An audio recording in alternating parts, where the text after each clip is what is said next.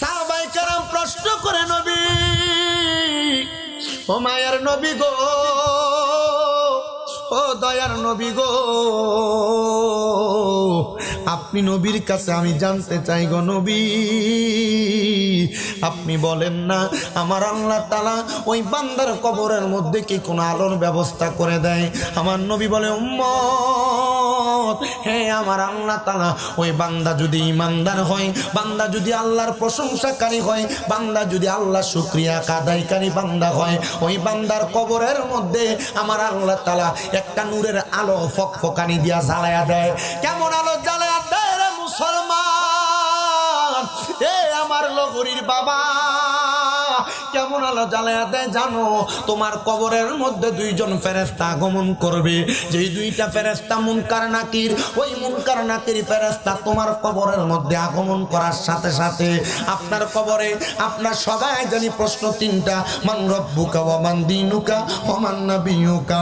আমার আপনার কবরের মধ্যে ওই তিনটা প্রশ্ন যখন করা হবে, কিন্তু ওই দুইজন ফেরেশতা কবরের মধ্যে আইসা ওই কবরের মধ্যে থাকা অবস্থায় ওই ফেরেশতাটা এমন ভাবে থাকবে, ওই কবরের মধ্যে আইসা বান্দার চেহারার দিকে তাকায় থাকবে, বান্দার চেহারার দিকে তাকায় থাকবে, কোনো সওয়াল জবাব করবে না।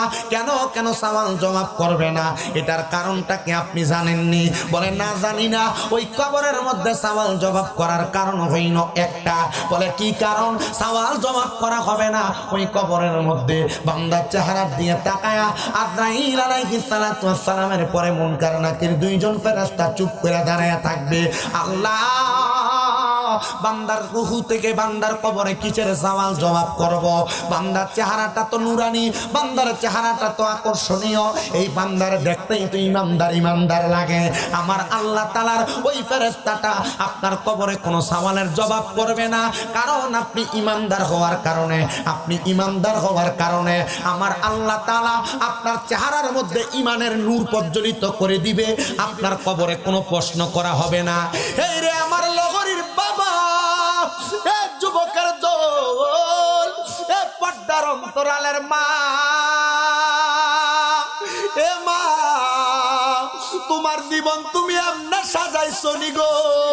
তুমি যদি মরে যাও, তোমার চেহারা দেখা ফেরেশতা তোমারে প্রশ্ন করবে না। এ আব্বুজিরা, তুমি যদি মারা যাওয়ার পরে কবরে তোমার ফেরেশতারা প্রশ্ন করবে না। এমন জীবন তো তুমি সাজাইতে পারো নাই, এমন জীবন তো তুমি গঠন করতে পারো নাই। হাইরে কবরে গেলে কেমনে তুমি আমার আল্লাহ তাআলার সামনে মুখটা দেখাইবা? তোমার এই চেহারার মধ্যে এমন ভাবে পাকড়াও করা হবে, ইন্না বাতশা রাব্বিকা লাশাদীদ, আল্লাহর ধরা শক্ত ধরা, এমন ভাবে ধরবে তোমার শরীরের চামড়াগুলা টাস টাস করে টেনে টেনে ছিঁড়ে ফেলা হবে, শরীরের প্রত্যেকটা অঙ্গ প্রত্যঙ্গের গিরাগুলা ছিঁড়ে ফেলা হবে। মা সাবধান ব্যাপারটা চলতে, সাবধান স্বামীরাদের সমান্য করতে, পুরুষ মানুষ সাবধান দুনিয়ার জমিনের মধ্যে হারাম খাইতে। যদি কবরের মধ্যে যাইয়া আল্লাহ তাআলার প্রশান্তি পাইতে চাও, তাইলে তোমরা জান্নাতের নেয়ামত ভক্ষণ করতে চাইলে দুনিয়ার জমিনে আল্লাহর শুকর গুজারকারী বান্দা হয়ে যাও। কিন্তু তুমি শুকর গুজারকারী বান্দা হইতে পারো নাই, কারণ শুকর গুজার করবা কেমনে? শুকর গুজার করো, হারাম খানো খাও, শুকর গুজার করো, সুদ খাও, শুকর গুজার করো, পরের হক মাইরা খাও, শুকর গুজার করো, মানুষের সম্পদ দখল করে খাও, শুকর গুজার করো, নামাজও পড়ো, গান বাজনা নিয়ে ব্যস্ত থাকো, শুকর গুজারও করো, তুমি বেহায়াপনার মধ্যে লিপ্ত। আল্লাহর কসম, এই বান্দাদেরকে মুনাফিকের মতো এমন শাস্তি দেওয়া হবে, বান্দার পা গুলার মধ্যে আগুনের গরম গরম শিকল লাগায়া, হাতগুলার মধ্যে আগুনের গরম গরম শিকল লাগায়া বান্দারে শুধু টান দেওয়া হবে। যেই কান দিয়া গান বাজনা শুনেছো, এই কানগুলার মধ্যে সীসা গরম করে করে ঢাইলা দেওয়া হবে। যেই কান দিয়া তুমি গান বাজনা শুনেছো, ওই কানগুলার মধ্যে সীসা গরম করে করে ঢেলে দেওয়া হবে।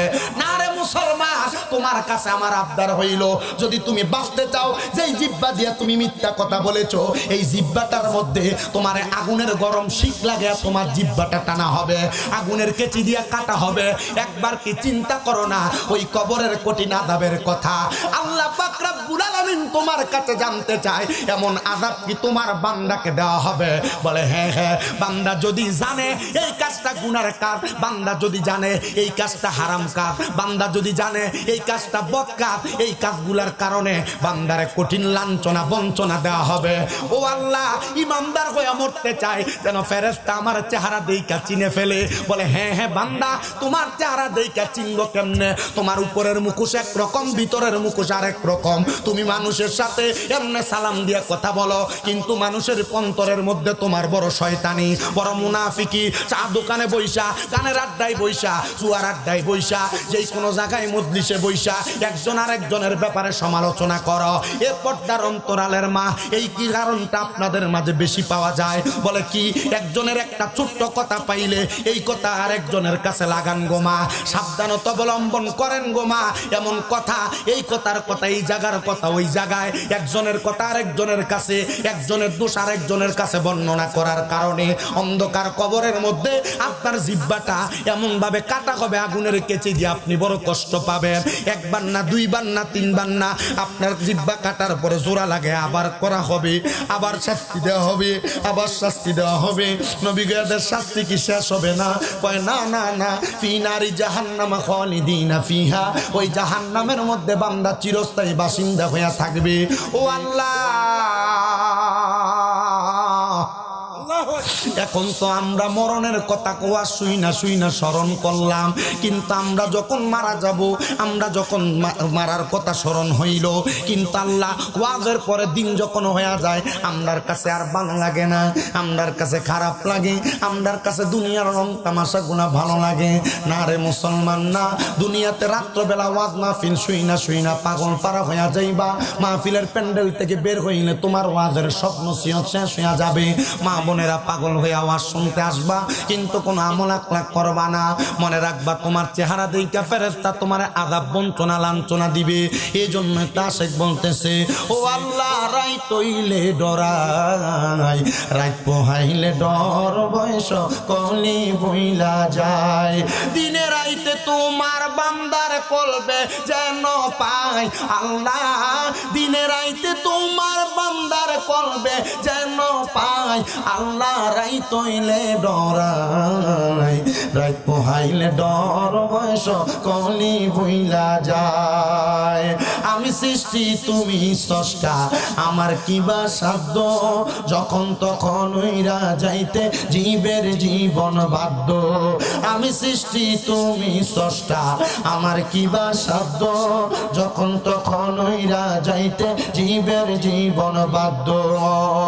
আর হামেশা প্রতিপাদ্য তোমার গুণ গায় আল্লাহ, আর হামেশা প্রতিপাদ্য তোমার গুণ গায় আল্লাহ। রাইত হইলে ডরাই, রাত পোহাইলে ডর, বয়স কলি বইলা যায়। দিনে রাইতে তোমার বান্দার কলবে যেন পায় আল্লাহ, দিনে রাইতে তোমার বান্দার কলবে যেন পায় আল্লাহ। রাইত হইলে ডরাই, রাত পোহাইলে ডর, বয়স কলি বইলা যায়। মুসলমান,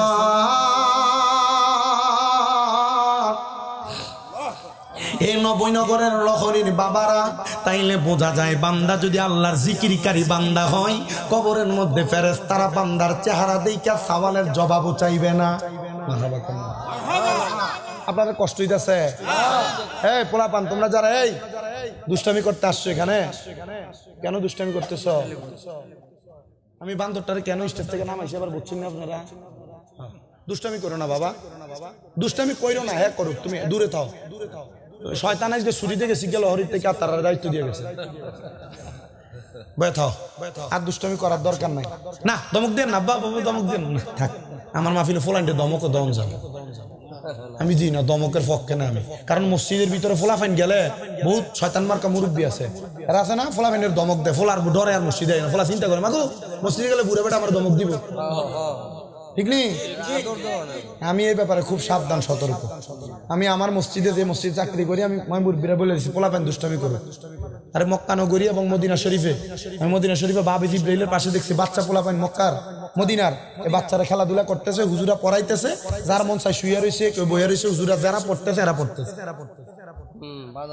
মদিনা শরীফে আমি এমনও দেখছি যে মদিনা শরীফের শিক্ষক পড়াইতেছে একটা বাচ্চারে, কতক্ষণ কোরআন পড়ছে, পড়ে আর ভাল লাগে না, কোরআন শরীফটা বন্ধ করছে, করে বুকটার উপরে লইয়া পাটার উপরে ফাড়া তুলে অনেক আর আমরা লাড়াছাড়া করতেছি। মারাবাদি কর নাম না, আমরা ফোলাই এক না, আমরা যে বেডিয়া ফোলাফেন যে জন্ম দিতেছে, এ বেডিয়া ফোলাফেন গর্বের ভিতরে লইয়া বেডি মোবাইলের ভিতরে টিকটক দিছে। ফোলা এটা জন্মের পরে এটা ভাত দোক আর দুধ দোক, এটা আর খায় না, এটা যখন টিকটকটা লাগাই দেখ এবার ঠিক আছে, এরা আর ভাতও লাগে না, কথা কেন না কেন তখন আর ভাত লাগে না। আরে মা, আপনাদের কাছে আমার আবদার, আপনার সন্তান গাউসে বাকের মতো বড় আল্লাহর ওলি হবে, আপনার সন্তান খাজা গরিবে নওয়াজের মতো বড় আল্লাহর ওলি হবে। গাউসে বাক যেমন ভাবে মার গর্ভ থেকে 18 পারা কোরআন মুখস্থ করে আসছে, আপনার সন্তান এমন হবে। কারণ আপনি তো আপনার ভূতের গর্বে নিয়ে জিয়ের গর্বে নিয়ে কোরআন পড়েন না, আপনি মোবাইলে টিকটক চান। আমরা ঠিক কর না কেন? আমরা বুঝি আমরা ঠিক কেন কর না? বাইক গেলে না ধরবো তোমার গলার আবার তো ওনা গেছে। আপনার কি কষ্ট হইতেছে? কোনো বক্তা পছন্দ হয়েছে না আর কোন রকম হয়েছে? আমিও ওয়াজ করি কম, যতক্ষণ আছে আপনার হলেও তো 1 ঘন্টার উপরে হয়ে গেছে গা। হ্যাঁ 1 ঘন্টা গেছে, আপনি বক্তা চিনেন না তো। আমি যে ওয়াজ ধরছি, আমি যে মজা লাগাইছি, 1 ঘন্টা আপনার কোন দিয়ে দেবে আপনি টেরো হইতেন। আমি যে একটা ওয়াজ করছি, কোনো বাড়তি কথা কইছি? ওয়াজের সিস্টেম এটা। আপনি ওয়াজ শুনলে অল্প করে দূর শোনেন, উদা উদি কান সুখ করে সারা রাত পর্যন্ত ওয়াজ হইনা বাজ্যে হজর নামাজাই কথা কন না কা এ ওয়াজের নামাজ আমি হে বক্তা না। আমি কইছি আল্লাহ শুকরিয়া আদায় করে, আমার কইছে মা বাবার ওয়াজ করতাম, আমার ওয়াজ এই ধারাবাহিকতা টানতেছি। আমি আপনাদের কাছে প্রধান বক্তা আসার আগ পর্যন্ত ওয়াজ করিলাম, যতক্ষণ করতে পারি। আপনারা আছেন না? তোমরা যারা এখানে আসো বাচ্চারা, আল্লাহর রাস্তে তুমি যে শুইছো এখানে একটু দুষ্টামি করো না। তোমরা তো বাচ্চাদেরকে, তোমরা যদি ছোট আছো তোমাদের রেগুলারে পাহারা দিবা, যেন কথা না বলে ইশারা দিবা, যেন দুষ্টামি না করে। আল্লাহ আমাদেরকে তৌফিক এবং সহি সমঝ দান করুন, আমিন করেন। আপনাদের দোয়ায় আমার 6টা মাদ্রাসা। কয়টা? আমার 6টা মাদ্রাসা। আমার 1170 জন পোলাপান আমার মাদ্রাসা। আমি বাচ্চা কন্ট্রোল করে অভ্যাস। আমি মাদ্রাসা ঢুকছি, ওই পুরো মাদ্রাসা ঠান্ডা, আমি মারা লাগে না আমার মাদ্রাসায়, আমি মারা লাগে না। একটা মাদ্রাসা কুমিল্লা তাহফিজুল কোরআন ইন্টারন্যাশনাল হিফজ মাদ্রাসা, নূরপুর চৌমনি চকবাজারের পাশে। এই মাদ্রাসায় বহুত বিদেশির পোলাপান দিয়া রাখছে আমার কাছে। হুজুর আমার কিচ্ছু দরকার নাই, আমার ফোলার আপনার মাদ্রাসায় পড়াইবেন, আমার ফুতরা যেন আমি মরিয়া গেলে আমার জানা দরকার হবে, আমি বাপের আর কিচ্ছু চাই না, দোয়াটা করতে পারি। আমি কইলাম যে তো ঠিক আছে দিয়ামু, অসুবিধা কি? এই অল্প কয়দিন আগে লোকের বাবা মারা গেছে। বাবা মারা যাওয়ার পর উনি ওনার ছেলের নিয়ে গেছে, ছেলের বয়স মোটামুটি 12। এখন এর মসজিদের ইমাম সাহেব চিন্তা করলো যদি এ ফোলা জানাজা দেয় না, মানে হাদিয়াটা শেষ। কথা ঠিক আছে না? তো বাচ্চার আত্মীয় স্বজনরা কইছে যে দাদার ওসিয়তা ছিল বাচ্চা জানাজা পড়াইবে। আমি তো মাহফিল থেকে গেছি, তো আমি আর যাইতে পারি না। আমি গেছি জানাজার ঠিক আড্ডা দিয়া। ইমাম সাহেব বলে গেছে না এর দূরে ফলা কি জানাজা পড়াইবে, এটা জানাজা পড়ানোর মাসালা এটার উপরে পড়ে না, এটা হাঁটতো না। আমি তো কইলাম হুজুর জানাজা পড়ানোর যে শর্ত এটার ভিতরে আসেনি হুজুর। হুজুরে মোসরা মসজিদ স্বামী রেজা না মোসরা মসজিদ দিতেছে। বললাম ফোলা জানাজা পড়াইবো। ফোলার বাপে ও বিদেশটা আছে তো ওই নানা নানি আদর করে মাদ্রাসায় দিছে, ফরাইবো যে ফোলার বাপে না হুজুর হাঁটতো না, তো হুজুর যেত থাক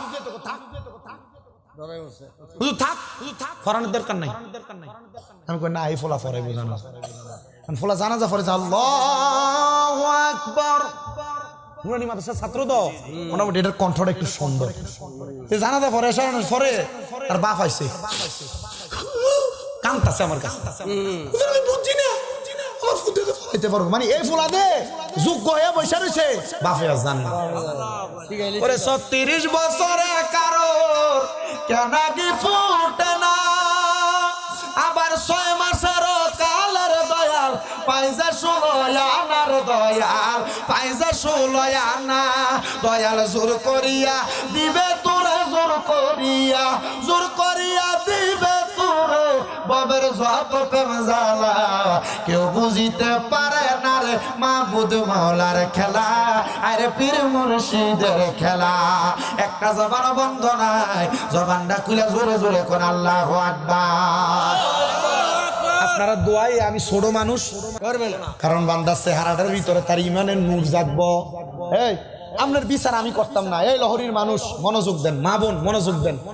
আজকে আপনি এখান থেকে বাড়ি যাবেন, এই ডান হাতের তালুটা ডান গালে লাগাইবেন, পাউডারে মিমের মতো করে বাঁকা করবেন, কইরা আপনি শুধু হিসাবটা মিলাইয়েন। আপনি যে যে কর্মটি করছেন, কবরে গেলে ফেরেশতা আপনার প্রশ্ন করবো না ভিড়বো? আপনি আপনার নিজের প্রশ্নটা নিজেরে কইরেন যে ফেরেশতা আপনার প্রশ্ন করব, প্রশ্ন থেকে মুক্তি দিব নাকি আপনার কবরে ডাইরেক্ট ফিটা শুরু করব? আমরা যে কই যে প্রশ্ন করব, ঠিক না? প্রশ্ন করা শুধু শেষ না তো, অনেক বান্দার চেহারার দিকে তাকে আল্লাহ এমনি ছেড়ে দিব, কারণ বান্দার চেহারাতে ইমানের নূর থাকবো। কি এর নূর থাকবো? জোরে মাথে না, কয়েকটা এমনি চুপ করে, কি এর নূর? কথা কোন, কি এর নূর? ইমানের নূর থাকবো। আবার প্রশ্ন কাউকে করা হবে, আবার কাউকে প্রশ্ন নাই, ডাইরেক্ট মাই। সুদখোর আছে না আপনার এলাকা? আছে। ঘুষখোর পরের হক মাই রাখা আছে না? এমন সুদখোর ঘুষখোর এডিরে ডাইরেক্ট মারবো, এমন ফিটা ফিটবো। এই ফিটার নাম আযাবুন শাদীদ। কিন্তু আমরা সমাজের মানুষ এডিরে ধরে নিয়ে মসজিদের সভাপতি বানায়, এডিরে ধরে নিয়ে সুদখোর ঘুষখোরে ধরে নিয়ে মসজিদের সেক্রেটারি বানায়, মসজিদের ক্যাশিয়ার বানায়, ঠিক না? ওরা টিয়ার হিসাব মিলে না। কথা কয় না কা? এলাকার সর্দার মাতাব্বরি দায়িত্ব হারাম কুট্টিরে নিয়ে দেয়, আসেনিও। আপনি যদি কোন নাই, আমি বিশ্বাস করতাম। বলে কেন? কারণ বর্তমান জামানায় 99.9% বেশিরভাগ এলাকাতে এই অবস্থায় চলে। হয় সেক্রেটারি, নয় সভাপতি, নয় ক্যাশিয়ার, যে কোনো একটা তাহই আছে না নাই? আল্লাহ বোঝার তৌফিক দান করুন, জোরে কোন আমিন। এ দুনিয়ার মুসলমান, এ নবীর উম্মতের দল, ওই কবরের মধ্যে যদি তুমি আল্লাহর প্রশংসা করে যাইতে পারো, তাইলে দুনিয়ার জমিন থেকে কবরের মধ্যে যাওয়ার সাথে সাথে তোমার কবরের মধ্যে সওয়ালের জবাব হবে না। এটা 7 নাম্বার পুরস্কার। আল্লাহ শুকরিয়া আদায়কারী বান্দার পুরস্কার বলছিলাম 10টা। 8 নাম্বার, এ বান্দা বান্দা ওই কবরের মধ্যে যাওয়ার পরে গো 8 নাম্বার তোমার আরেকটা পুরস্কার আছে। ময়দানে মাশরের মধ্যে অনেক মানুষ গামের সাগরের মধ্যে সাঁতার কাটবো, যাদের মাথার উপর একবার এক বিগত পড়ে, এদের একবার সূর্যটা আইসা থাকবে। যদি বান্দা আল্লাহ শুকরিয়া আদায় করে, আমার আল্লাহ তাআলা পেয়ারা হাবিবের সাথে লাওয়ায়ে হামদের পতাকার নিচে বান্দাকে জায়গা করে দিবে। জোরে জোরে বলেন না সুবহানাল্লাহ। আর 9 নাম্বার পুরস্কার, বান্দা যখন কবরের মধ্যে যাবে, ওই কবরের মধ্যে যাওয়ার সাথে সাথে গো ওই বান্দা যখন কবরের পরে হাসর, হাসরের পরে মিজান, মিজানের পরে ফুলসিরাত নামক একটা জায়গায় যাবে। ওই ফুলসিরাতের রাস্তাটা বান্দা বিসমিল্লাহ বলে তার ডান কদমটা রাখবে, আলহামদুলিল্লাহ বলে বাম কদমটা উঠাইবে। তখন বান্দা তাকায় দেখবে বান্দা ডান কদম এবং বাম কদম দিয়া বান্দা জান এই ফুলসিরাতটা পাড়ি দিয়া ফালাইছে। আর 10 নাম্বার পুরস্কার, বান্দারে বলা হবে, বান্দা তোমার 10 নম্বর পুরস্কার, ফাদাখালাল জান্নাতা, বান্দা জান্নাতের মধ্যে প্রবেশ করো। এজন্য বাবা সাহাবায়ে কেরাম আমার নবীকে প্রশ্ন করে, ইয়া রাসূলুল্লাহ, নবী গো আপনি বলেন না আল্লাহ তাআলা শুকরিয়া কেমনে কেমনে আদায় করে? আমার নবী কই, উম্মত আল্লাহ তাআলা শুকরিয়া আদায় করে 3 মাধ্যম। 1 নাম্বার যেই মাধ্যম, এটা হলো আল্লাহ তাআলার জিকির এবং ফিকিরের মাধ্যমে। কেউ যদি আল্লাহ তাআলার জিকির করে, আমার আল্লাহ তাআলা বান্দার দুনিয়ার জমিনে প্রশংসাকারী বান্দা বানায়। 2 নাম্বার, কেউ যদি দুনিয়ার জমিনের মধ্যে তাইকা আমার আল্লাহ তাআলার কোরআন তেলাওয়াত করে, আমার আল্লাহ তাআলা ওই বান্দাটাকে আল্লাহ তাআলার প্রশংসাকারী বান্দা বানায়। আর 3 নাম্বার, বান্দা যদি আল্লাহ তাআলার ইবাদত করে, আমার আল্লাহ তাআলা ওই বান্দাটারে আল্লাহর প্রশংসাকারী বান্দা বানায়। আসেন বাবাজিরা, বন্ধুরা, আমরা মহব্বতের আওয়াজে ওই আল্লাহ তাআলার জিকিরে একটু মশগুল হয়ে যায়, যেন আমার আল্লাহ তাআলা আপনার আমার জীবনের গুনাহগুলো মাফ করে দেয়, হায়াতের মধ্যে বরকত দান করে, মনের আশাগুলো পূরণ করে। চোখটা বন্ধ করে দিয়া কলবের মধ্যে খেয়াল করবেন, আপনার কলবটা আপনার প্রিয় মুর্শিদের দিকে মোতাজ্জু করবেন। মুর্শিদের কলবটা 4 তরিকার যেই কোন তরিকার দিকে মোতাজ্জু হয়ে যাবে। আর তরিকতের ইমামদের কলবটা আমার নবী পর্যন্ত কানেকশন হয়ে যাবে। এই কানেকশন যদি থাকে, আপনি দুনিয়া এবং আখিরাতের মধ্যে সবচাইতে ভালো বান্দা হিসেবে আল্লাহর কাছে পরিচিতি লাভ করবেন। আসেন মুহাব্বতে আল্লাহ তাআলার জিকির করি। আল্লাহ আল্লাহ আল্লাহ আল্লাহ। তকবীর কই, তকবীর।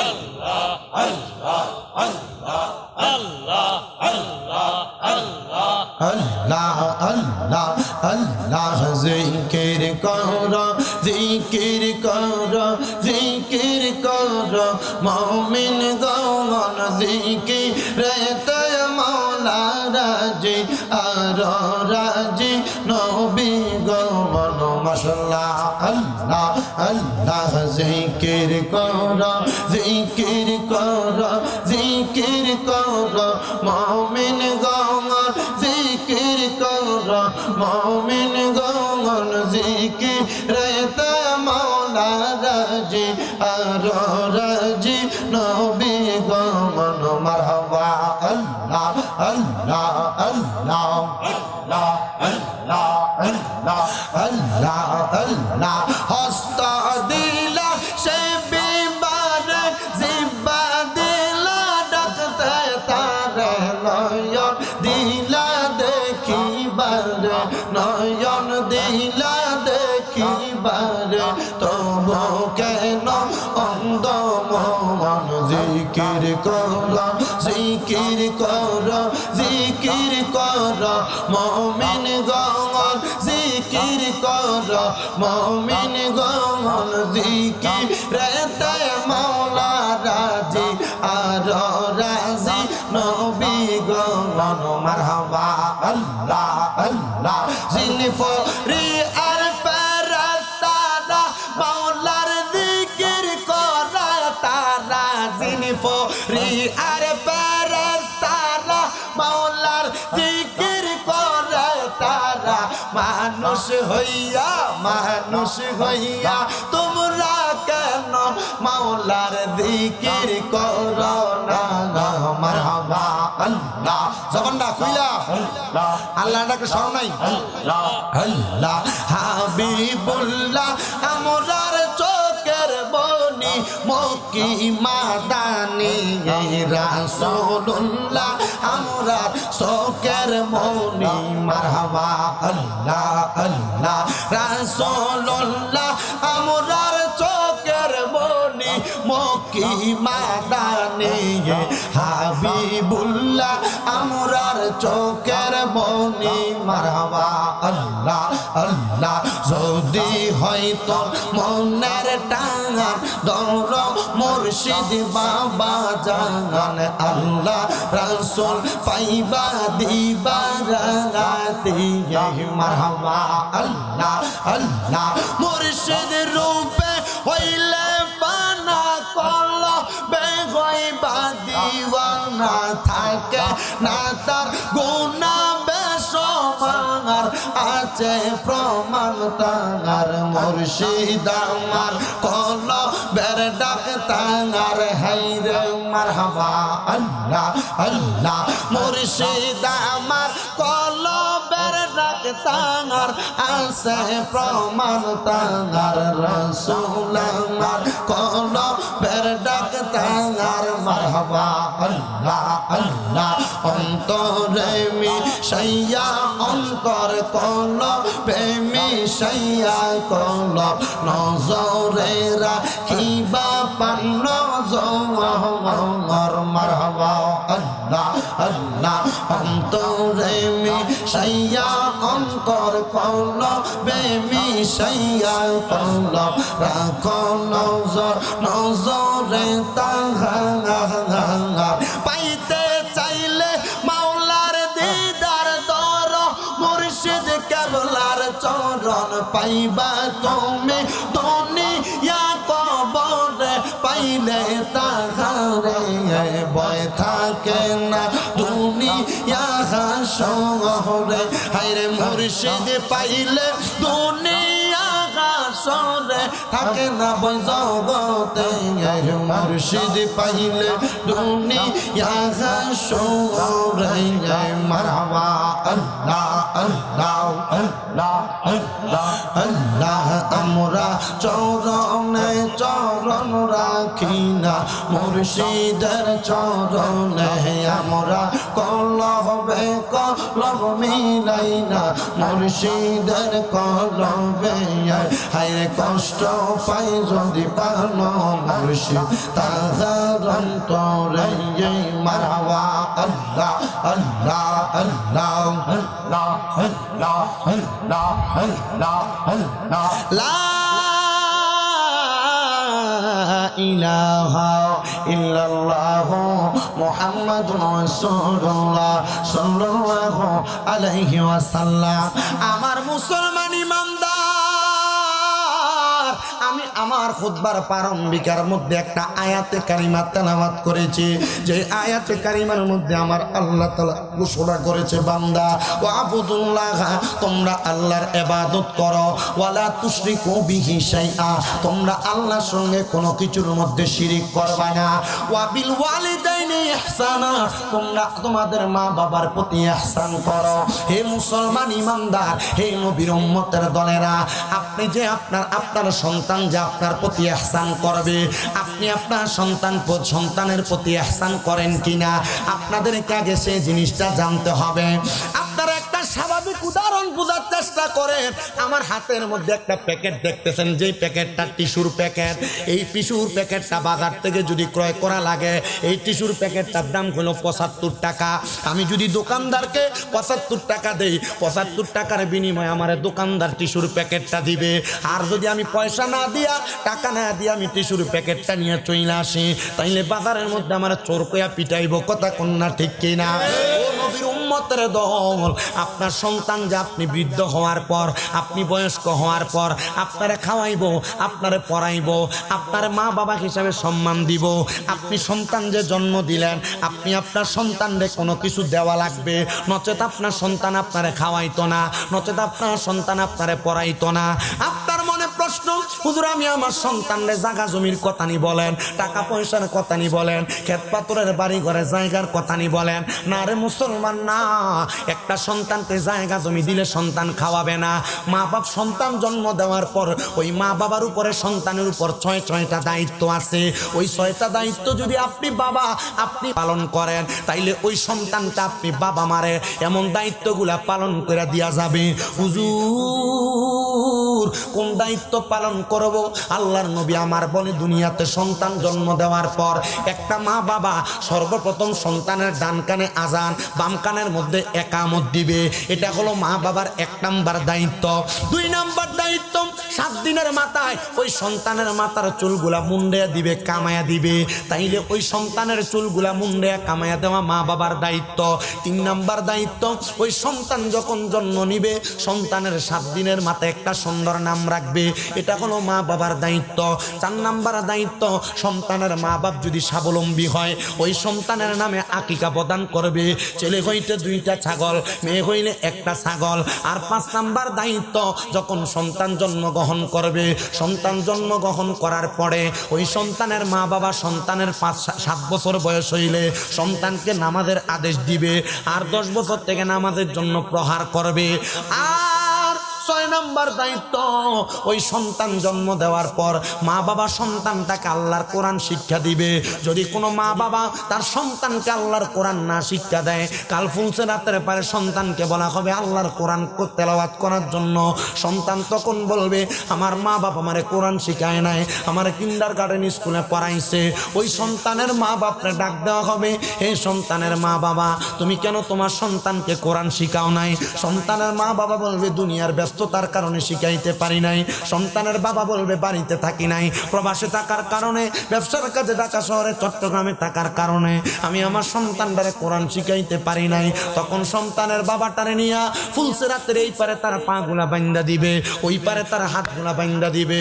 সন্তানের আব্বার বুকের মধ্যে সন্তান পাড়া দিয়া ফুলসেরাত পার হবে। যেই সন্তান আপনার গায়ের সাথে একবার পাও লাগবে 3 বার সালাম করে, ওই সন্তান যদি আপনার বুকের মধ্যে পাড়া দেয়, তাইলে চিন্তা করে দেখেন আপনি বাবার অবস্থা কেমন হবে? সন্তানকে জায়গা জমি না, সন্তানকে দুনিয়ার বাড়ি গাড়ি না, সন্তানকে আপনি 6টা নিয়ামত দিয়া যদি দুনিয়াতে বড় করতে পারেন, ওই সন্তান বড় হওয়ার পর আপনি বাবারে কোনোদিন অবজ্ঞা করবে না, আপনি মারে কোনোদিন অবহেলা করবে না। কিন্তু আমাদের সমাজের মানুষ তাদের সন্তানকে এমনভাবে লালন পালন করে না, এমনভাবে সন্তানের দায়িত্বগুলা পালন করে না, বিদায় ওই সন্তান বড় হইলে বাপরে মারতে ধরে, মারে ফিরতে ধরে, ঘরের মধ্যে ভাত দেয় না। এমন অনেক সন্তান আজকের মাহফিলে বসছে রে বাবারা, যে সন্তান বউয়ের কথা শুই না, মা বাপরে জুদা করে দিছ, মা বাপরে আলাদা করে দিছ। বহুত মা বাবা বাড়ির মধ্যে ঘরে যখন ঘুমায় চোখের পানি দিয়ে ফালায়া ফালায়া কান্দে। আল্লাহর কসম, ও আমার লহরের বাবারা, ওই আম্মা আব্বারে যদি কষ্ট দিয়া থাকো, ওই আম্মা আব্বারে যদি জুদা কইরা থাকো, ওই আম্মা আব্বারে যদি আলাদা করে থাকো, আম্মা আব্বা যদি এক সপ্তাহে করে আরেক সপ্তাহে করে এমনি ভাগে ভাগে ভাত খায়, আম্মা আব্বার খানা নিয়ে যদি এলাকার মধ্যে ভাগাভাগি চলে, মনে রাখবা, মনে রাখবা, লাখ লাখ টাকা কামাই করতে পারবা, কিন্তু ওই টাকা দিয়া শান্তি পাইবা না। লাখ লাখ টাকার বাড়ি বানাইতে পারবা, ওই বাড়ির মধ্যে শান্তি পাইবা না, ওই ঘরের মধ্যে শান্তি পাইবা না। আমি বলবো রে বাবা, তোমার স্ত্রী তোমার কথার বলেছে, তুমি কি মায়ের বাপের এক পুত নাকি আরো 2-3 জন আছে? তুমি দি ভাত খাওয়াও না, তারা তুমি কেন খাওয়াও একা? তারা দি খাওয়ায় না। এই কথা শুই না মা বাপ সকালে এক ঘরে ভাত খায়, দুপুরে এক ঘরে ভাত খায়, রাত্রে আরেক ঘরে ভাত খায়। এমন যদি কেউ কইরা থাকো, দেও সন্তান তোমার পাউডি আমার সামনে দাও, আমি শামীম দাদা জিব্বাটা দিয়া তোমার পাউডা পরিষ্কার করে দিমু। বলে হুজুর কেন? কারণ ওই মা বাবার মনে কষ্ট দিয়া শামীম রাজার ওয়াজ না, বড় বড় ওলামায়ে কেরামাই না ওয়াজ করাইবা, এই ওয়াজ দিয়ে কোনো লাভ হবে না, এই ওয়াজ দিয়ে কোনো লাভ হবে না, এই ওয়াজ দিয়ে কোনো ফায়দা হবে না। আমি তোমার জিব্বা, আমার জিব্বাটা দিয়া পাউডা পরিষ্কার করে দেবো। শুধু ওয়াদা করবা হুজুর, এখান থেকে বাড়িতে যাইয়া আমি আমার মার পায়ে ধরে মাপ চাইমু, আমি আমার বাবার পায়ে ধরে মাপ চাইমু। বুঝলা গেছো তোমার আব্বা জানের কষ্টের কথা? জুতা পায়ে দিতে দিতে জুতার গোড়ালিটা ক্ষয় হয়ে গেছে, পাওটা মাটির সাথে লাগতো। রাস্তা দিয়ে হাঁটার সময় আব্বা নতুন এক জোড়া জুতা কিনতো না। আব্বা জান তুমি সন্তানরে নতুন জুতা কিনে আইনা দিত, তুমি রাত্রবেলা পায়ে দিয়া খাটের উপর ওই জুতা পরে দৌড়াদৌড়ি করছো। ঈদের দিনে আব্বা জান নতুন কোনো জামা কাপড় পরে নাই, পুরান জামা কাপড় পইরা আব্বা সময় কাটাইছে। যদি জিজ্ঞাসা করতে আব্বা আপনি যে নতুন কোনো জামা কাপড় পরেন না, আব্বা বলতো এখন কি আর আমরা ঈদের বয়স আসেনি। আব্বা অভাবের কথা বলতো না, টাকা দিয়ে দে তুমি ফুতেরে কিনা দিছে এই কথাটা আব্বা বলতো না। হায় রে সন্তান, এখন তোমার পকেটে টাকার অভাব নাই, এখন তোমার পকেটে ব্যাংকের মধ্যে টাকার অভাব নাই, কিন্তু বাবার বড় অভাব। তোমার কাছে টাকা আছে, 500 টাকা দিয়ে কিনা আব্বার একটা লুঙ্গি পরাইতে পারো না। ওই আব্বা জান অন্ধকার কবরে। এ সন্তানের দল, এই নবীর উম্মতের দলেরা একটু মনোযোগ দিয়া বয়ানটা শ্রবণ করার চেষ্টা করো। তোমার মা তোমারে বড় কষ্ট করে মানুষ করেছে, এখন তোমার মা দুঃখিনী অন্ধকার কবরে, তুমি তোমার মার একটু ভালো খাওয়াইতে পারো না। বুঝলা গেছো মায়ের কষ্টের কথা? মা সকালবেলা পান্তা ভাত গুলা নিজে না খায়া তুমি সন্তানের জন্য রাইকা দিছে। আমার পুতের রোজা দিয়াইলে, আমার পুতে পানি ভাতটা খাইলে পুতের কলিজাটা ঠান্ডা হইব। এখন ওই মা কবরে, তোমার ঘরে কত মেহমান খানা খায়, কিন্তু তুমি তোমার মারে এক লোকমা খানা খাওয়াইতে পারো না। মায়ের কাপড়ের রাস্তাটা সিরা সিরা গেছে, কিন্তু কাপড়ের রাস্তার মধ্যে 5-10 টাকা মা বাইন্দা রাখছে। ওই টাকাটা তুমি সন্তানের স্কুলে মাদ্রাসায় যাইতে কামে যাইতে হাতে দিয়া দিছে। কি গো মা, নতুন যে একটা কাপড় পরেন না? মা জননী বলতো আমি এটা জোড়াতালি দিয়া কোন রকম পরলে আমি ঘরে থাকি কি হইব? তোমার কাছে টাকার অভাব নাই, কিন্তু মার একটা কাপড় দি কিনা তুমি পরাইতে পারো না। ওই মা দুঃখিনী অন্ধকার কবরে। অনেক সন্তান দুনিয়ার মোহে পইরা, দুনিয়ার মায়ায় পইরা ওই মা বাপরে বাদ দেয় না, মা বাপরে কাপড় দেয় না, মা বাপরে লালন পালন করে না। সন্তানের দল, আপনাদের কাছে আমার কোনো জনে আবদার, মা বাবা আপনার কাছে টাকা চায় না, মা বাবা আপনার কাছে পয়সা চায় না, চায় শুধু সুন্দর একটা ব্যবহার, চায় শুধু সন্তান আমরারে বৃদ্ধ বয়সে সুন্দর করে লালন পালন করব। কিন্তু আপনারা এমন ভাবে চলেন, আপনারা মা বাবার প্রতি খেয়ালটা রাখেন না। সন্তানের দল মনে রাখবেন রাখবারে আব্বা আম্মা যদি মহিরা যায় তাইলে তুমি ওই আব্বা আম্মারে দুনিয়া জমিন থেকে কবরের মধ্যে কোনো কিছু পাঠাইতে পারবা না। তবে সন্তানের দল একটা ছোট্ট ওয়াকিয়া বললে, কারগুজারি বললে আপনারা বুঝতে পারবেন। বাংলাদেশের একটা জেলা যার নাম নারায়ণগঞ্জ, ওই নারায়ণগঞ্জের একটা এলাকার মধ্যে এক মহিলা বসবাস করতেন। উনি মাঝে মাঝে আমার কাছে ফোন দিয়া দোয়া চাইতেন ওনার মা বাবার জন্য। আমার একদিন ফোন দিয়া কই, হুজুর ও হুজুর গো, আমার দুনিয়ার জমিনের মধ্যে মা নাই, আমার বাবা নাই। আমি যেই স্বামীর কাছে বিবাহ বসেছি, আমার স্বামী আমার বিবাহ করার অল্প কিছুদিন পরে আমার একটা বাচ্চা দুনিয়াতে আগমন করেছে। আমার স্বামীটা বাচ্চা হওয়ার পরে অন্য একটা মহিলার সাথে সম্পর্ক কইরা আমার স্বামীটা আমারে ছাইরা দিয়া চলে গেছে। কোনো সন্ধান পাই না, আমারে ভাত কাপড় দেয় না, মানুষের বাড়িতে কাজ কইরা আমি আমার সন্তানটারে খাওয়াই, আমি আমার নিজের খাবারের যোগান দেই। ও হুজুর, সন্তানটার দিকে তাকাইয়া আমি আর কোনো জায়গায় বিবাহ বসি নাই। হুজুর ওই সন্তানটারে লালন পালন কইরা মানুষের বাড়িতে কাজ কইরা আমি পড়ালেখা করাইছি। ছেলের বয়স 20-22 বছর। ওই ছেলে যখন এসএসসি পরীক্ষা দিছে আমার কাছে কয়, মা আর আমার পড়ালেখা ভালো লাগে না, আমি কাম করবো, আপনি কাম করেন, আমার কাছে এটা দেখা ভালো লাগে না। মহিলা কই, হুজুর ছেলেটা যখন ওই জায়গায় কাজ করে একটা কোম্পানিতে চাকরি নেওয়ার পর 3 মাস পরে ছেলেটা আমার কাছে এসে একদিন রাত্রে পাউডি ধরছে। আমার পাউডি ধরে কয়, মা আপনি আমার মাফ করবেন কিনা জানি না, আমি তো একটা ভুল করে ফেলাইছি, আপনি বড় কষ্ট করে আমার মানুষ করছেন। মহিলা কই, হুজুর আমি তারা জিগাইলাম, রে ফুত কেন তুই আমার কাছে রাত্রবেলা পায়ে ধরে মাপ চাষে মন্দ তুই কোনোদিন করছস না? মহিলা কই, হুজুর আমার ছেলে আমার পায়ে ধরে বলতেছে আমি মা একটা বিবাহ করছি, আপনারে আমি জানাই নাই। ও মা আমার মনটা বিয়াটা করার পরে আর শান্তি লাগে না। মা ডাক দিয়া কই, পুত্রে তুই আমার একটা মাত্র পুত, তোর দিকে তাকে আমি আমার জীবন যৌবন শেষ করছি, তুই বিবাহ করছো এটা ভালো কথা, ঠিক আছে তুই তোর বউ নিয়ে বাড়িতে আসিস। ছেলের মা ডাক দিয়া কয়, হুজুর আমার সন্তানটা বউ নিয়ে বাড়িতে আসছে, একটানা 2 মাস বউ বাপের বাড়ি তো যায় নাই, 2.5 মাস পরে ওই বউটা বাবার বাড়িতে চলে গেছে। যাওয়ার পরে আর আসে না। আমি তারে জিগাইলাম, কিরে তোর বৌদি বাড়িতে আসে না? আমার উত্তর দেয়, মা আমার স্ত্রী বলছে উনি আর এখানে আসবে না, উনি নাকি সেই জায়গার মধ্যে থাকবে। হুজুর কয়েক সপ্তাহ পরে আমার ছেলে তার বাড়িতেও আসে না। আমি একদিন বাজারে তারে দেখা, চাষারা বাজার নাম হলে কাটাম, আমি বাজারে দেখা আমি তারে জিগাইলাম, সন্তান তুই যে আমার কাছে আইস না, তে আমার লগে কথা কইতে লাগছে। আমি দেখছি বোরকা পরে একটা মাইয়া তার দিকে চোখ গড়াই দেওয়ার কারণে সে আমার দিক থেকে মুখটা ফিরিয়ে নিয়ে গেছে। হুজুর আসরের নামাজের পরবর্তী সময়ে আমার ফুতরা বাড়িতে আমার পাড়ি ধরে ধরে মাপ চাইতাছে, ও মা তুমি আমার মাফ করে দিও গো মা, আমি তোমার কাছে এসে দেখা সাক্ষাৎ করতে পারি না। বলে কেন রে? মা তোমার বউ বলছে আমি যদি তোমার কাছে আসি তোমার সাথে দেখা সাক্ষাৎ করি, সে আমার কোর্টে নারী নির্যাতনের মামলা দিয়ে আমার কোর্টের ভাত খাওয়াইবো, জেলের ভাত খাওয়াইবো, এই জন্য মা আমি তোমার কাছে আসি না। হাই রে সন্তানের দল, কত পরিবার এবং জাহান্নাম হয়ে রয়েছে তোমার বউয়ের কারণে। মনে রাখবারে একটা বউ যদি বালা হয় তার পরিবারটা জান্নাত হয়, একটা ছেলের বউ যদি বদ হয় ওই পুরাটা পরিবার জাহান্নাম হয়ে যায়। আমি বলবো রে পর্দার অন্তরালের মা, তোমার পাউডির মধ্যে ধরে কই তুমি তোমার মা বাপরে যেই চোখে দেখো, তোমরা শ্বশুর শাশুড়ির সেই চোখে দেখো। এ শ্বশুর শাশুড়িরা তোমরা তোমাদের মাইয়াদেরকে যেই চোখে দেখো, তোমরা ছেলের বউডির এই চোখে দেখো। কারণ কি জানো? তুমি যদি তোমার শ্বশুর শাশুড়ির সাথে একটা সুন্দর আচরণ দেখাও, তাইলে তোমার মা বাবার সাথে আল্লাহ তাআলা এমন আচরণওয়ালা একটা ব্যক্তির ব্যবস্থা করে দিব। হাই রে ও লগরির বাবারা, ও পর্দার অন্তরালের মা বোনেরা, ও সোশ্যাল মিডিয়ার মাধ্যমে দেখনেওয়ালা দেশ বিদেশের প্রবাসী ভাই বাবারা, একটু অন্তরের কানটা লাগায় বয়ানটা শ্রবণ করার চেষ্টা করেন।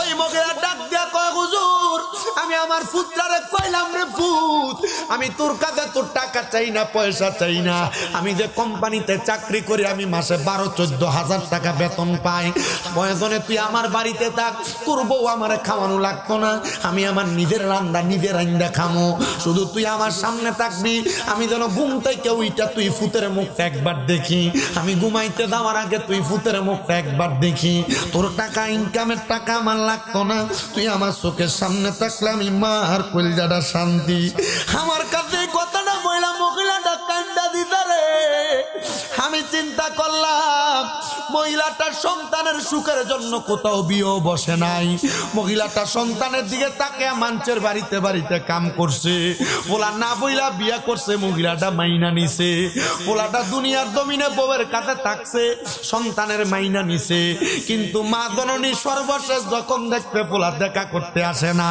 মা কইছে রে সন্তান আমি তোর কাছে তোর কামার টাকা চাই না রে আমি তোর কাছে তোর ইনকামের টাকা চাই না আমার ইনকামের টাকা তুই অর্ধেক নিয়ে যাস তবু আমি মারে তোর চেহারাটা দেখাই জানেননি মা বাপটার দাদুমণির চেহারাটা দেখলে তার আর কলিজাটা ঠান্ডা হইয়া যায় হায় রে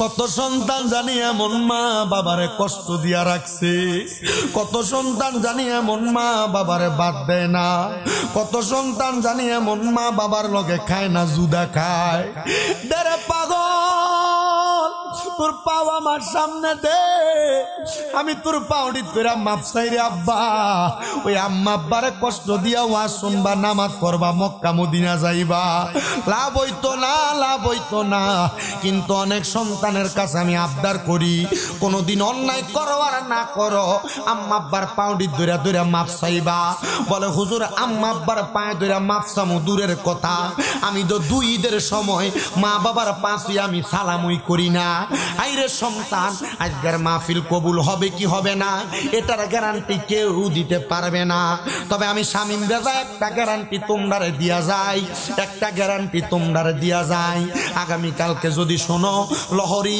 অথবা কালগড়ার বাজারে বৈশা কোনো মুরব্বী কয় হ্যাঁ আমার ফুতে কোনোদিন আমার লগে কোনো অন্যায় করে নাই তবুও শামীম রাজার ওয়াজটা শুই না বাড়িতে যাইয়া আমার পায়ে ধরে মাপ চাইছে আমি আমার ফুতের দিকে তাকাইছি আমার ফুতে আমার পায়ে ধরে কান্দে বলে হুজুর অন্যায় করছি না মাপ চাইতাম কেন আব্বা মাপ চাইবা কেন এই কথা তুমি চিন্তা করতেছো আমি তোমার কাছে আবদার জানাই আম্মা আব্বার পায়ে ধরলে তোমার দাম কমে না সম্মান কমে না আম্মা আব্বার পাউডির মধ্যে ধরবা ধরে যতক্ষণ পর্যন্ত মুখ দিয়া বলছে মাফ করে দিছি ততক্ষণ পর্যন্ত মা বাবার পাও তুমি চাইরো না যদি শোনো রে মা বাবা তোমারে মাফ করে দিছে মনে করবা তোমার দুনিয়া সফল আখিরাতও সফল সন্তানের দল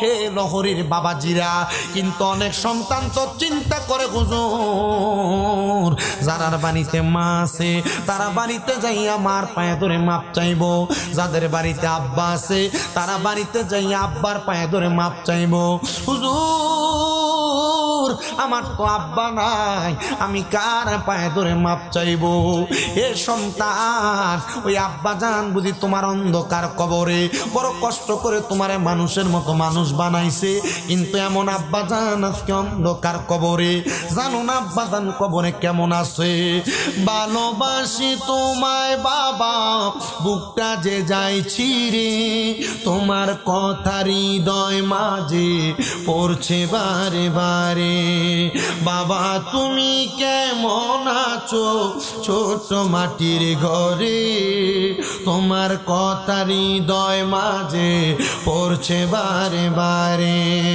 বাবা গো ও বাবা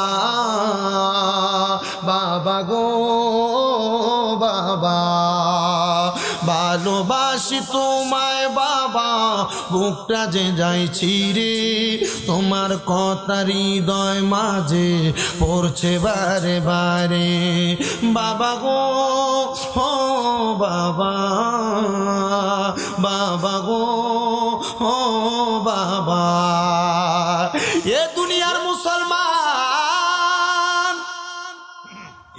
এ লহরীর আব্বুজিরা গো তুমি হয়তো চিন্তা করো হুজুর আমার মা বাবা অন্ধকার কবরে, আমি কার পায়ে ধরে মাপ চাইবো? আরে মা বাপ যদি কবরে থাকে গো, কোন সন্তান যদি মা বাপ মারা যাওয়ার পরে ওই মা বাবার কবরের সামনে দাঁড়ায়া রব্বির হামহুমা কামা রব্বায়ানি সগীরা ওয়া কুর রব্বির হামহুমা কামা রব্বায়ানি সগীরা বইনা চোখের মনি কোঠার মধ্যে একটা মাছির মাথা পরিমাণ পানি চাইরা কান্দে। ওই পানি মাটিতে পড়ার আগে আমার আল্লাহ তার মা বাবার জীবনের গুনাহ মাফ করে দেয়। ও মনি, তুমি আপনার মা বাবার জীবনের গুনাহ মাফ করছো নি? মাঝে মাঝে অনেক সন্তান তাদের মা বাপের স্বপ্ন দেখে, মাঝে মাঝে অনেক সন্তান তাদের মা বাপের স্বপ্ন দেখে। সন্তান মনে রাখবা, মা বাপ দাদা দাদি আত্মীয় স্বজনরে যদি স্বপ্ন দেখো, এই স্বপ্ন তুমি দেখাও না, তোমার আমার আল্লাহ দেখায়। বলে কারণ কি? স্বপ্নে ওই ব্যক্তিরে দেখানো হয় যেই ব্যক্তিরে স্বপ্নে দেখা দিলে ওই কবরবাসীর তার দ্বারা কোনো ফায়দা হবে। আল্লামা ইবনে সিরিন তার স্বপ্নের কিতাবের শুরুর দিকে, তাবিরের কিতাবের শুরুর দিকে লিখতেছে, একটা সন্তান, একটা মা বাবা, একটা আত্মীয় স্বজন তখন তার আত্মীয় স্বজনরে দেখা দেয় যখন সে কবরে কষ্টে থাকে। দেখবেন মাঝে মাঝে আপনার মা, আপনার বাবা, আপনার দাদা দাদি আত্মীয় স্বজন আপনার কাছে খাবার খোঁজে, এরা বিপদে আছে এমন অবস্থা দেখায়, কবরের মধ্যে এরা বড় খারাপ অবস্থা আছে এমন কিছু দেখায়। যখনই এমন দেখবেন আপনি আল্লাহর কাছে একটু খাস করে করে দোয়া করবেন। আপনার মা বাবা কবরে কেমন আছে আপনি জানেন কিনা আমি জানি না, তবে এটা জানার একটা ব্যবস্থা আপনাদেরকে আমি শিখিয়ে দিয়া যাই। ওই শিক্ষাটা হলো আল্লাহ তাআলার কোরআন একটা নামাজ শিখাইছে, ওই নামাজের নাম হলো ওয়া মিনাল লাইলি ফাতাহাজ্জাত বিহি নাফিলাতাল লাকা আসা আইয়া বাসাকা রাব্বুকা মাকামাম মাহমুদা। আল্লাহ তাআলা বলছেন নবী আপনি রাত্রে কিছু অংশে তাহাজ্জুদের নামাজ আদায় করেন, যদি তাহাজ্জুদ পড়েন অতি সত্বর আপনারে মাকামে মাহমুদ প্রশংসার জায়গা দান করা হবে। আমার আল্লাহ তাআলার নবীজির ঘোষণা, দুনিয়ার জমিনে আল্লাহর কোন বান্দা তাহাজ্জুদ নামাজ পড়িরা যদি মুরাকাবা চোখ বন্ধ করে কোনো কিছু দেখতে চায়, আল্লাহর ওই বান্দা যদি হালাল খায় আমার আল্লাহ তারে তা দেখা দিবে। আপনার মা বাপ কবরে কেমন আছে, ভালো আছে না খারাপ আছে, এটার অবস্থা আপনি অবলোকন করতে পারবেন। ও সন্তান, হযরতে পাকিস্তানের একজন আল্লাহর ওলি, যার নাম হযরতে সুলতান আহমদ লাহোরী রহমতুল্লাহ আলাইহি। সুলতান আহমদ লাহোরী রহমতুল্লাহ আলাইহি উনি ছোট্টবেলায় ওনার আব্বার সাথে ব্যবসার উদ্দেশ্যে দামেস্ক এলাকায় গমন করেছিলেন। উনি বলতেছেন, আমি দামেস্কে যাওয়ার পরে আমি আর পাকিস্তানের লাহোর এলাকায় ফিরে যাই নাই। আমি দামেস্ক এলাকার পড়ালেখার মানদণ্ড ভালো দেখা আমি দামেস্কে পড়ালেখা করতে লাগলাম। কোরআন সম্পর্কে জানলাম, হাদিস সম্পর্কে জানলাম, ফিকহ শাস্ত্র সম্পর্কে জানলাম, ইলমে হাকিকত সম্পর্কে জানার চেষ্টা করলাম। আমি সব জানার পরে আমার আব্বা জান দামেস্ক থেকে ইয়ামেন গেছেন ব্যবসা করার জন্য। ইয়ামেন যখন গেছেন আমার আব্বা জান আর আমার কাছে ফিরে আসেন নাই। ইয়ামেন ব্যবসা করার উদ্দেশ্যে আমার আব্বা যখন গেছে, আমার আব্বা আর ফিরে আসে নাই রে। আমার আব্বা জান যখন আর ফিরে আসে না, আমি কোরআন শিখলাম, হাদিস শিখলাম, ফিকহ শিখলাম, ইলমে তরিকতের ইলম শিখলাম। শিখার পরে আমার চিন্তা হইল আমি একজন হক্কানি রব্বানি মাশায়েখে আযমের হাতে হাত রেখে বায়াত গ্রহণ করব। আমি ওনার কাছে যাইয়া বললাম, হুজুর, হুজুর গো, আমার আব্বা জান দামেস্ক থেকে ইয়ামেন গেছিলেন ব্যবসা করার জন্য। আমার আব্বা কি জীবিত আছে না মৃত আমি আমার আব্বা জানের ব্যাপারে কোনো খবর জানি না। আমার আব্বা জানের অবস্থা সম্পর্কে আমার জানতে বড় ইচ্ছা হয়। এবার হযরতে সুলতান আহমদ লাহোরী রহমতুল্লাহ আলাইহি বলেন, আমি হুজুরকে বলার পর হুজুর আমারে বলেছেন তুমি মুরাকাবার ইলম শিক্ষা গ্রহণ করো। আমি আবার মুরাকাবা করতে লাগলাম। বলে মুরাকাবা কেমনে করে?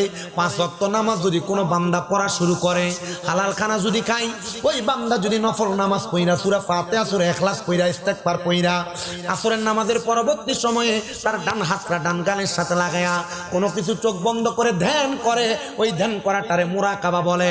বান্দা মুরাকাবা করলে, আমি মুরাকাবা কইরা দেখলাম আমার আব্বাজান কবরের মধ্যে আছেন কিন্তু বড় আযাবের শিকার।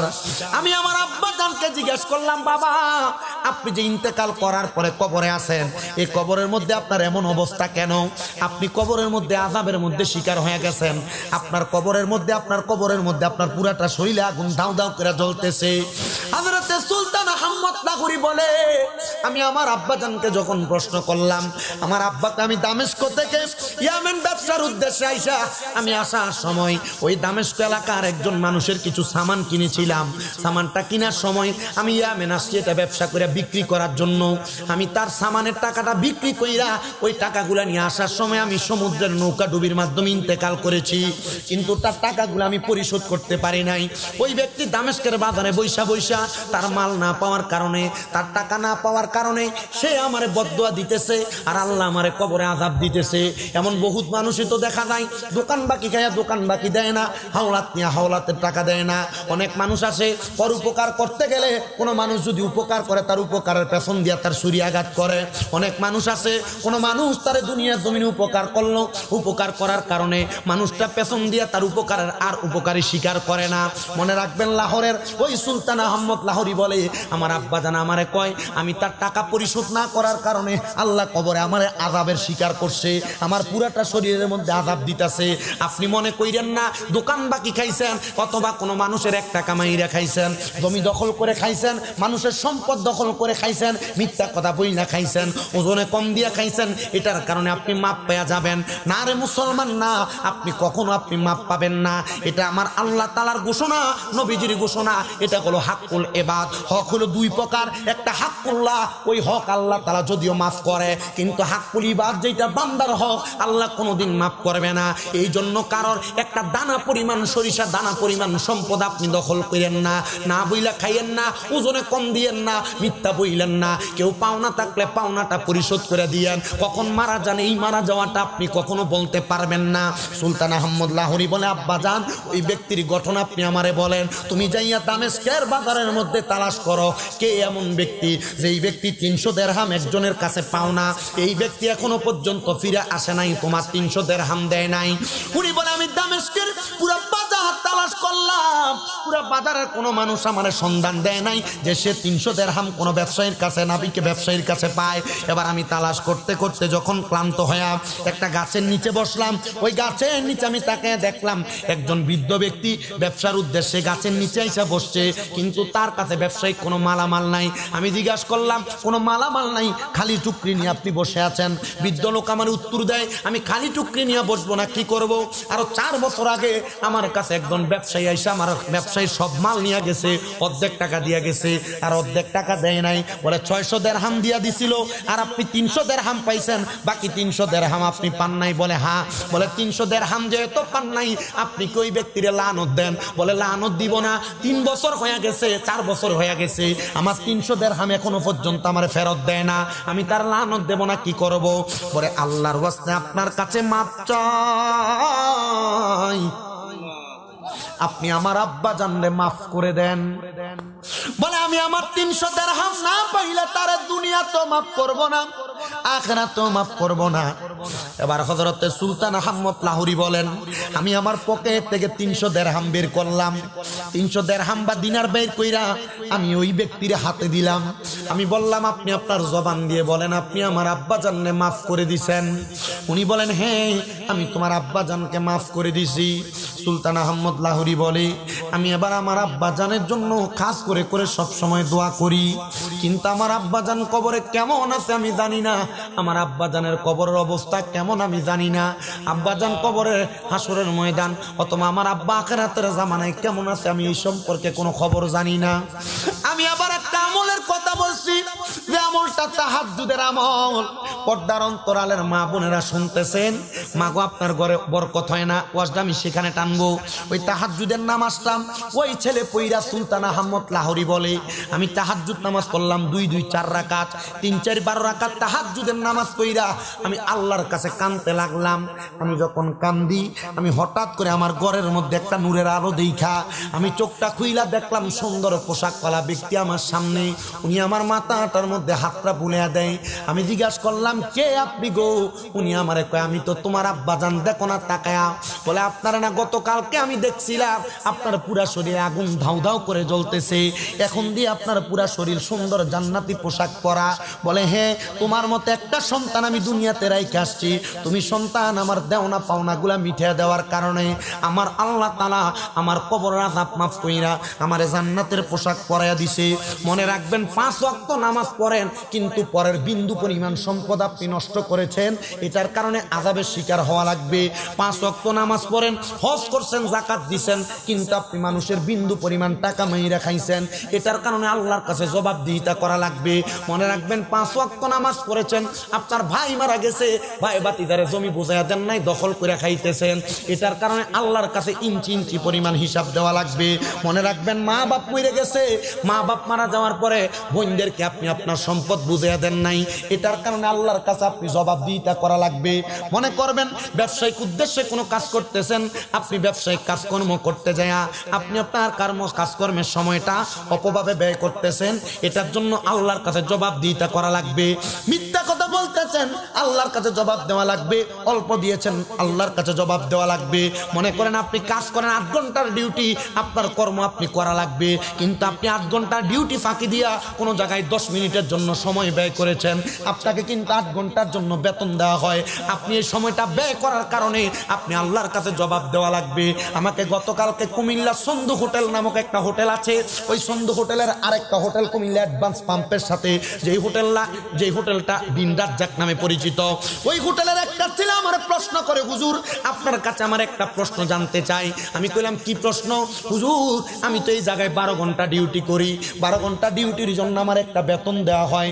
হুজুর এই 12 ঘন্টার ডিউটির ফাঁকে আমি মাঝে মাঝে একটু মোবাইল টিপি, ছেলেটার ভিতরে কত আল্লাহর ভয় একটু লক্ষ্য করে দেখেন।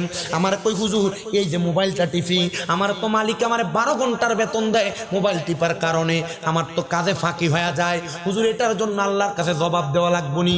আমি চিন্তা করলাম ছোট মানুষ কি প্রশ্ন আমার কইরা বসলো। আমি কইলাম যদি দোকানের মধ্যে কোনো কাস্টমার না থাকে, তোমার কোনো কাজ না থাকে, ফাঁকি দেওয়ার উদ্দেশ্যে তুমি মোবাইল না টিপো, তাইলে তুমি এটার জন্য জবাব দেওয়া লাগবে না। কাজ ফাঁকি দেওয়ার উদ্দেশ্যে তুমি যদি 1 সেকেন্ডও ব্যয় করো, আল্লাহর কসম এটার জন্য আল্লাহর কাছে তুমি জবাব দেওয়া লাগবে না, এটার জন্য তোমার মালিকের কাছে জবাব দেওয়া লাগবে। বলে হুজুর আল্লাহর কাছে না জবাব দিব, মালিকের কাছে কেন জবাব দিব? জিনা নামাজ সাল্লাহ আল্লাহর কাছে জবাব, রোজা সাল্লাহ আল্লাহর কাছে জবাব, হজ সাল্লাহ আল্লাহর কাছে জবাব, দান সৎকার অধিকারী করেন না আল্লাহর কাছে জবাব, কিন্তু পরের হক নষ্ট করলে জবাবটা যার হক নষ্ট করছেন তার কাছে দেওয়া লাগবে। এবার ছেলেটা কয় হুজুর বুঝতে পারছি এটা আমার জন্য না, আমার লগের যে দাঁড়ায় রয়েছে তার জন্য। এই ছেলে এই কথা কয়ে আমার সামনে মুস্কি মুস্কি হাসে।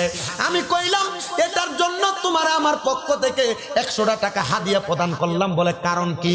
বলে হুজুর এই 100 টাকা আমার লাগতো না। আমি কই তোর ভিতরে যে আল্লাহর এত ভয় কাজ করছে, এটাই তো বেটা শুকরিয়া। দুনিয়ার লক্ষ লক্ষ টাকার মালিক, কোটি টাকার মালিক, 1000 টাকার মালিক বড় বাড়ি বানায়, কিন্তু রাত্রে বেলা করে ঘুমাইতে পারে না, ডাক্তার দোকান থেকে ঘুমের ওষুধ কিনে না ঘুমান লাগে। কারণটা কি? কারণ এই ব্যক্তি ফরের হক মাইরা দামি বিল্ডিং বানাইছে, এই বিল্ডিং এ ঘুমাইলে ঘুম হয় না। আবার রিক্সা চালায়, খেত পাথরে কাম করে, বাড়িতে দেয়া পুরা মধ্যে পুরা বাতরা খাইলে ঘুম শেষ। মারহাবাদি কয় না, তাহলে কোন সময় কারোর হক নষ্ট করা যাবে? ওয়াজ এখানে শেষ। ওয়াজ কি বুঝতে পারছেন? আপনার কি মনে হয় যে আমল করার জন্য এর থেকে বেশি ওয়াজ লাগবে? আল্লাহ বুঝার তৌফিক দিক। আল্লাহ শুকরিয়া আদায় করলে কয়টা পুরস্কারের কথা কইছিলাম মনে আছে তো না? 10টা পুরস্কারের কথা বলছি। 2 নাম্বার, মা বাবা সন্তান জন্ম দিলে হয় না। মা বাবার কয়টা দায়িত্বের কথা কইছিলাম? 6টা। মা বাবার কয়টা দায়িত্ব? 6টা। এরপর সন্তান মা বাবার প্রতি দায়িত্ব আছে না? এরপর পরের হক মাইরা খাওয়া। 4টা বিষয় কথা বললাম। এই বিষয়গুলো আপনি যদি আমলে জিন্দেগিতে বাস্তবায়ন করেন, আপনি সফল কাম। ঠিক কিনা? পর্দার আলের মা বোন আপনারা কিতাব বুঝছেন আমি জানি না, তবে এতটুক যা বলছি এতটুকু আমল একটু চিন্তা করেন। কারণ আমরা স্বভাব আমরা রাস্তা দিয়ে যাই, কারোর কাছে একটা বড়ই ঝুইলা রয়েছে, টান দিয়ে লই মহে দিয়ে লই। এই কথা কন না কেন? আম রাস্তায় পড়ে রয়েছে, আমরা লইয়া নিয়ে যাইতেছি, কোনো হিসাব নাই আমাদের। দোকানে বেটা ওই কি বলে বাদাম বিক্রি করে, 5 টাকার বাদাম দেন বলে আমরা 3-4টা খাইয়ে লইতেছি। 10 টাকার মুড়ি দেন বলে 1 মুঠ খাইয়ে ফেলতেছি। আমি কিন্তু সেই উদ্দেশ্যে আপনাদের কাছে বয়ানটা করছি। আপনাদের কি কষ্ট হইতেছে? আল্লাহ তাআলা আমাদেরকে এই আমলগুলো করার তৌফিক দান করুন। শেষ। 3 মিনিট একটা কথা বলি। এই কথাটা হলো তাহাজ্জুদের নামাজ। অনেক মা বোনের ঘরে বরকত হয় না, আপনার স্বামীর কামাই রুজিতে বরকত নাই, রোগ বালা মুসিবত ছাড়ে না, রোগ বালা মুসিবত ছাড়ে না। আপনাদের কাছে আবদার 5 ওয়াক্ত নামাজের পাশাপাশি, 6 ওয়াক্ত 5 ওয়াক্ত নামাজের পাশাপাশি আপনারা ফজরের আগে তাহাজ্জুদ নামাজ পড়বেন। অনেক বিদেশে অনেকে পোলাপান বিদেশ যেতে পারে না, এরা অনেক চেষ্টা করে বিদেশ যাওয়ার। আপনাদের কাছে আবদার আপনারা তাহাজ্জুদের নামাজ পড়বেন। তাহাজ্জুদের নামাজ পড়লে আল্লাহ তাআলা বিদেশ যাওয়া কনফার্ম করাই দিবেন তাহাজ্জুদ নামাজের বরকতে। কারণ এই তাহাজ্জুদ নামাজের আয়াত যখন নাজিল হয়েছে,